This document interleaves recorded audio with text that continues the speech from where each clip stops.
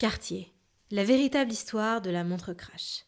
Cadran déformé, contour brisé et symétrie abolie, le modèle Crash de Cartier semble bien porter son nom. Pas étonnant que cette montre singulière fascine autant depuis des décennies. Mais d'où vient-elle vraiment ? En matière de montres, nombreuses sont les rumeurs à circuler. Les amateurs d'horlogerie connaissent par cœur celle qui raconte que le modèle baignoire de Cartier aurait à moitié fondu dans un accident de voiture. D'autres passionnés s'accordent à dire qu'elle aurait été inspirée par des peintures de Salvador Dali, comme La persistance de la mémoire, réalisée en 1931. Des histoires sans fondement, mais qui participent grandement au mythe de ces bijoux du temps. La création de la Crash ne rentre pas dans ce folklore. Elle serait en effet née d'une commande. Londres, 1966. Jean-Jacques Cartier dirige alors sa maison éponyme. Autour de lui, le monde bouge. Nous sommes à l'ère du non-conformisme, de la contre-culture et du refus de la norme. Plusieurs de ses fidèles clients, à l'instar de l'acteur anglais Stewart Granger, qui a notamment tourné dans Scaramouche, Les Mines du roi Salomon et Le Grand Sam, lui réclament donc une montre pas comme les autres. L'homme d'affaires décide donc de transmettre la demande au designer Rupert Emerson. L'idée, reprendre la très populaire maxi ovale et la tordre en pinçant ses extrémités pour créer une déformation au centre. Oui, un peu comme si elle avait été victime d'un crash.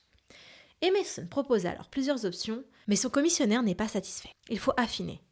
Le duo se met en effet d'accord sur un design élégant, bien loin des propositions morbides faites au début de la collaboration. La fabrication peut démarrer. Seul hic, contrairement au modèle plus conventionnel, il faut bien plus de 35 heures de travail pour obtenir un boîtier.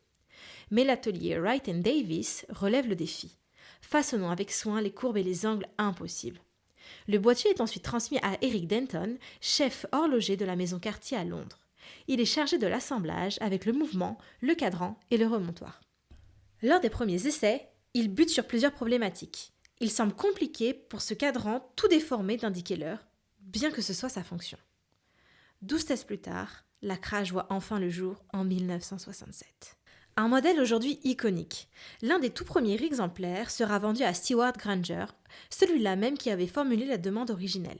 Il ne la gardera que quelques jours seulement, avant de la rapporter en expliquant que celle-ci est finalement bien trop extravagante pour le dandy londonien qu'il était.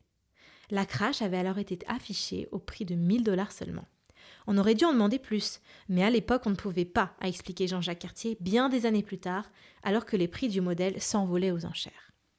Depuis sa création, la Crash a été déclinée de nombreuses fois, tantôt sertie de diamants, tantôt façon squelette.